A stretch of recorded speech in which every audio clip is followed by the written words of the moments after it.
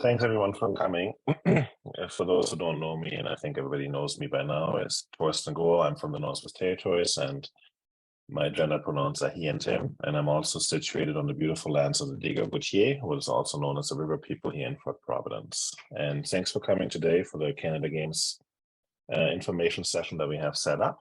And we want to acknowledge that we honor and celebrate the traditional lands and homelands of all Indigenous people and communities across Canada, including First Nations, Inuit, Métis, living on both on and off reserves in rural and urban communities. Table Tennis Canada acknowledges that the lands are the offices are located in Ottawa. The unceded territories of the Anishinaabe Algonquin nations, where presence here reaches back to time of immemorial. Yeah, if you take a second and just think of the lands that you're living on, then thank you very much for that.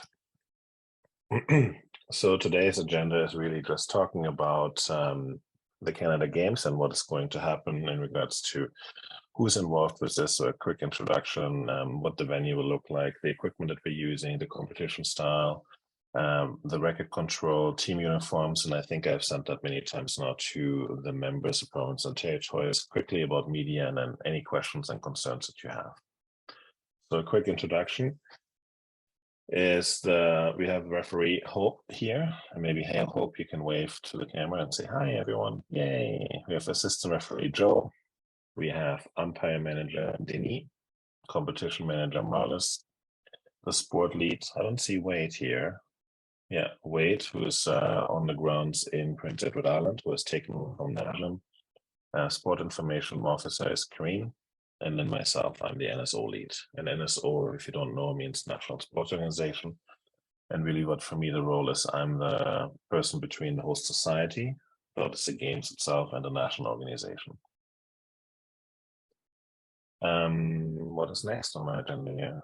Yeah, so the location of the venue, just for those that don't know, the venue has changed 3 times now. So the first venue that we had was in Summerside, and it was in a dome. They built a fresh new dome, but we had to move out because there was wind within the dome. And so, of course, with table tennis, we couldn't play there. The second one was in Charlottetown, but it was used for other activities as well, so we couldn't get in. And now we're in the Prince Edward Island Convention Center, which is also the Delta Hotel right downtown on the at the water. So it's a beautiful location for sure. It's a beautiful venue. And I think here's a picture. Yeah, so this is what it looks like right now. There's different spaces. There's 6 different sections inside the convention center. And so it is definitely a nice venue. There will be a subflooring set, and then sports flooring will go on top. What it will look like inside, they're going to rig some lighting for us so that we are internationally approved for that. There will be 2 show courts. Marlis, maybe can you see if my mouse is moving? Can you see my mouse moving? Yes, okay, I see some heads nodding. So we have, moving, yeah, thanks Marlis. So we have here's the main street. On this side is, I don't know if you can see it. Yeah, it's the water. The main street, this will be the entrance for spectators. Spectators can go towards the left to the main courts, or they can go to the right to the other 6 courts that we have set up. In the beginning, we had a 6-table competition, but it was a tight schedule, so we changed it to 8 tables. Athletes, coaches, officials will go on to the side doors right in here. They turn left, turn right. There will be there will be a desk here where they need to check their accreditation, and then they go in through these doors into the training area.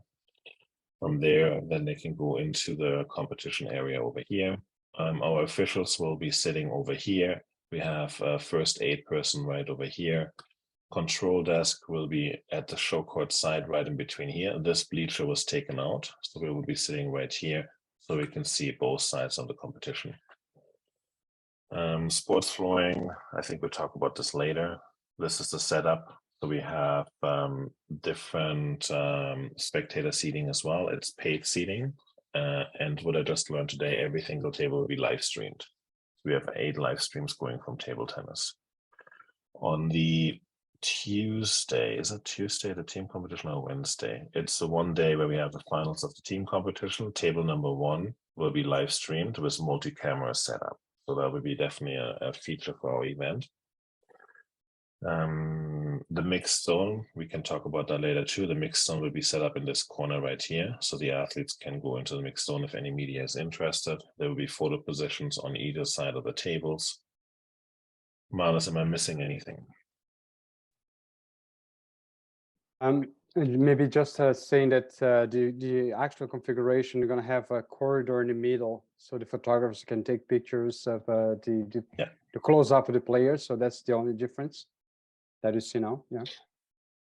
Yeah. So then there's the two courts are not right next to each other. There's a little corridor right in here, and we will try the same doing on these sides, so that photographers have access to the tables itself and still don't block spectators on this side or interfere with the coaches on that side. There behind, there will be curtained up right here. There will be curtains right here. And there's dressing rooms for the athletes. There's also washrooms for the athletes and the officials over here and coaches. There's a small little athletes break area where there's little snacks available. This is the whole society officials break area. Again, a few snacks. And then the volunteer lounge was also for the results. Results will be here and here. Yeah. So that is the venue. The equipment that we're using is the DHS T1223 tables. The balls are D40+3, and we're using red flooring, sports flooring. If you have any questions, yeah, just raise your hands as well in between. We have questions at the end as well, but if you have any questions right in the middle of my what I'm letting you know, then please just raise your hand or Marlis will see you.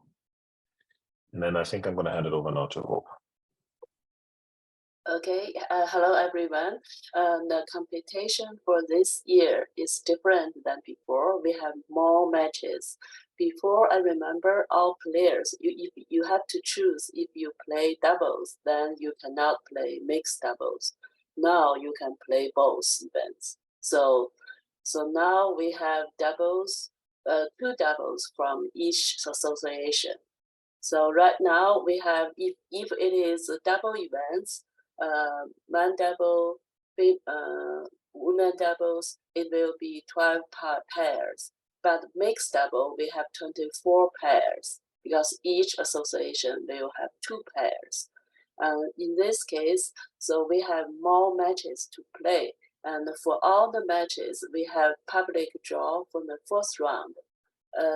For second round, if it is 24 players or pairs, then we will do the public draw as well. For the 12 pairs or teams, we don't need because we'll use the ladder system. It will based on the first round, the stage 1 result, then you will automatically go to the position and continue with the ladder system. So it will be a big change and more matches for all the players. So it's good. It will be a good one. So everyone will have lots of matches. That's it. The format used was thank you. The format used was the same as in 2019. And if you need more information, it's all laid out in the technical package. So if we'll share this the slides afterwards. So if you click, then you can see what the technical package has to say, and we can add that into the email as well. So the outline from the round robin to the next rounds. And I don't think, Marlis, do you want to talk about it more or just wait for questions? I think we can wait for questions. The technical package is available for everybody. So if somebody else has a question, we can address that a little bit later. Yeah. Okay, good. And then this is what day 1 will look like. We start with the mixed doubles in the morning. Again, as Hope said, everybody will play mixed doubles. And then we'll go into the men's or the male and the female doubles right after, finishing the day with the finals and the silver as a bronze medal match. And then, of course, ceremonies after. Not mentioned yet, but training will. Yes, go ahead. How many umpires? How many umpires do I have? How many umpires will be available? Marlis, we have how many umpires? Do you have it in front of you? we're gonna have like 12 umpires available plus the volunteers.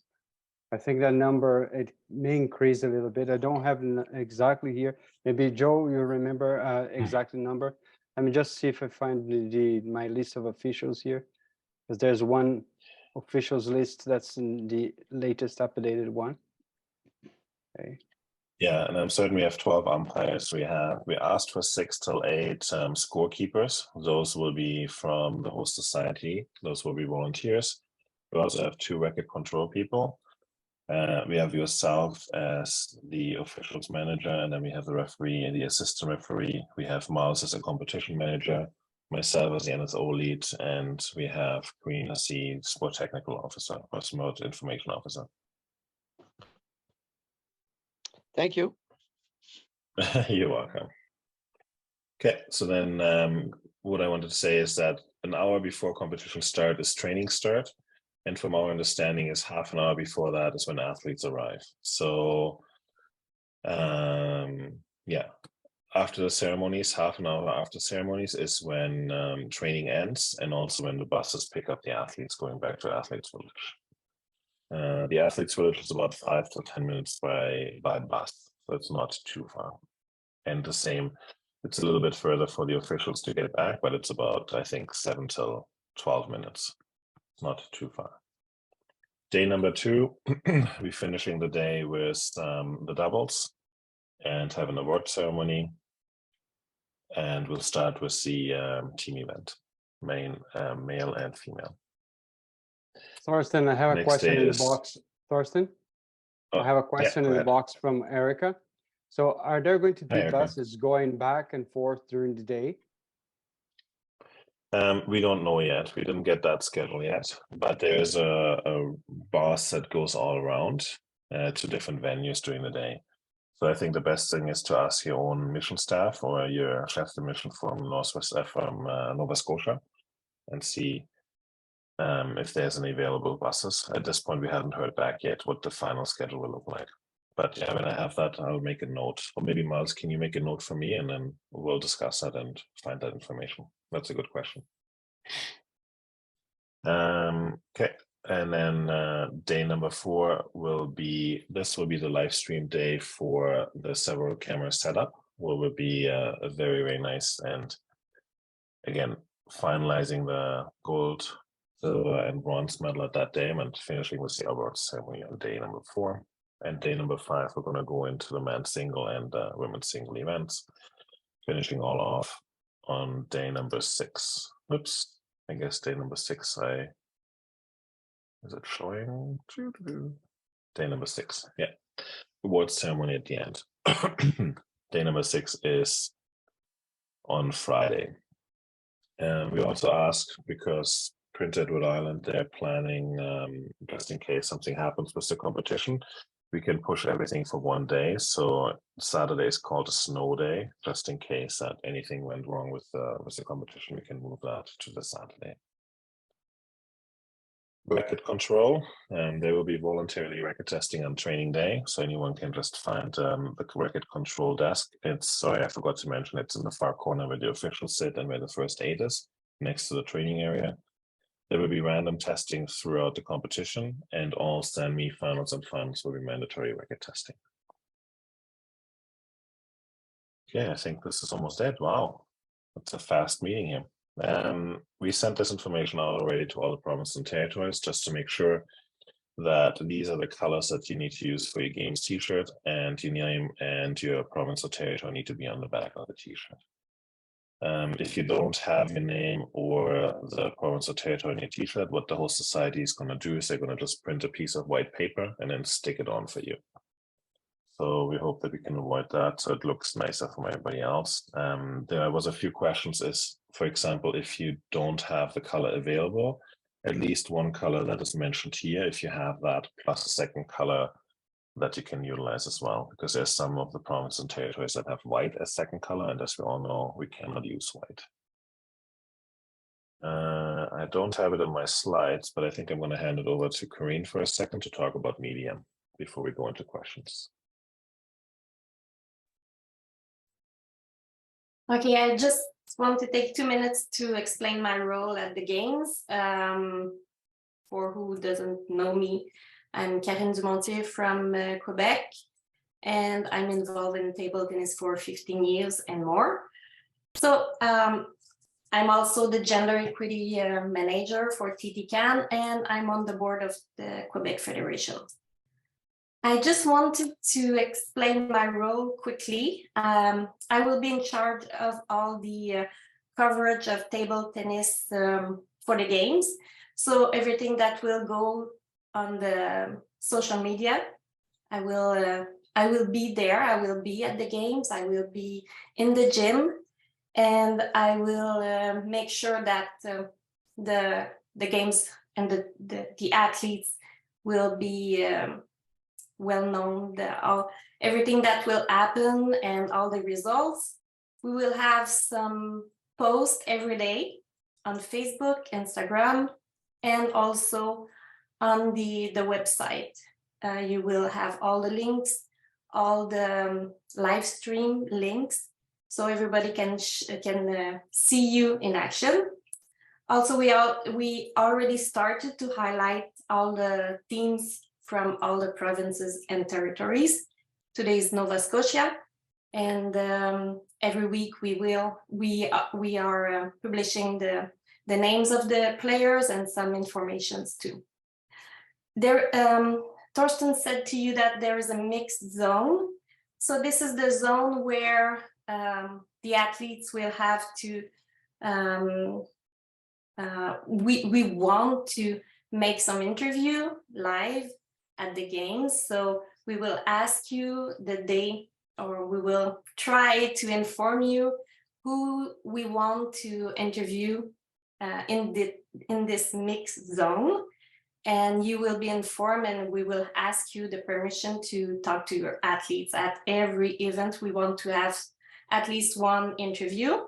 Also, if there is some media from PEI or other media, they will come to me, and then I will go to every province to ask if it's possible to have an interview or videos or things like that.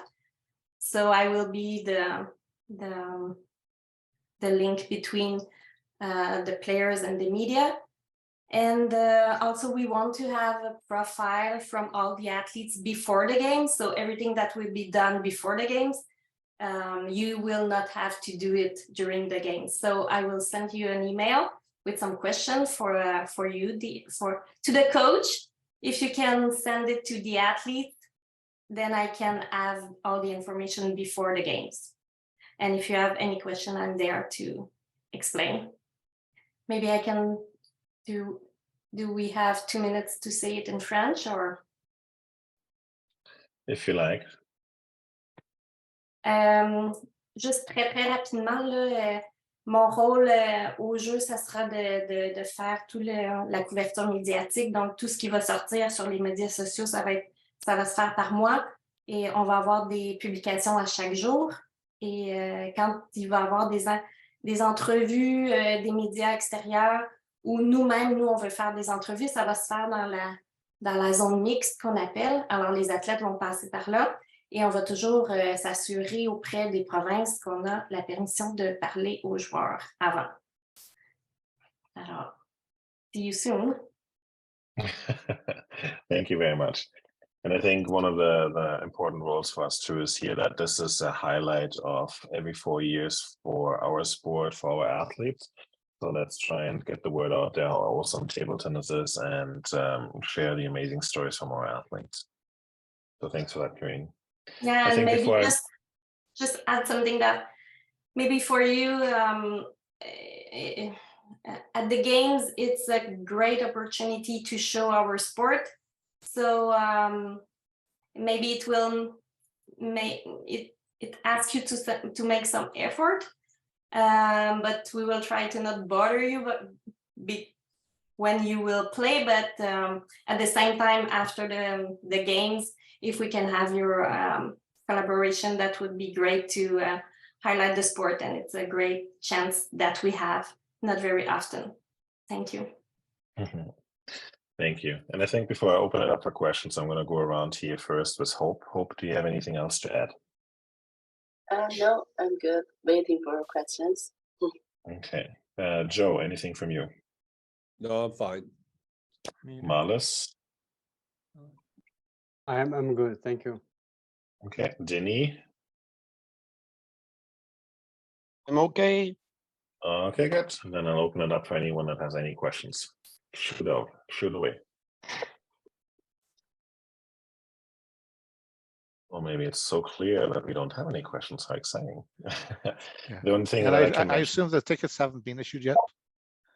Hi, Royal. So yes, some of the tickets have been issued. I think I received 4 or 5 emails from 4 or 5 different people that have received them. Yep. I know for me, myself, for example, there's still issues with different flights because I think I have 7 flights to get to Prince Edward Island. So it's still in the works, but please send me an email and then I'll follow up with you. Or anyone else that doesn't, I think you can see my email address. Send me a quick email and then I'll follow up with the Canada Games Council. Yes, I saw Betty. You had a question for us. Yes, Hi, hi, Carsten. On the slide with the shirts, I saw that there was a name and the province. Yeah. Is that mandatory? It is mandatory, yes. Okay. Okay. Yeah. Thank you. Thank you. And obviously, we're not going to have white shirts. We're going to have red and black. Perfect. Yeah. It's very important that you have 2 different colors because if you play against the Yukon, they will wear some kind of a red color. And then, of course, we want to differentiate between Ontario and the Yukon.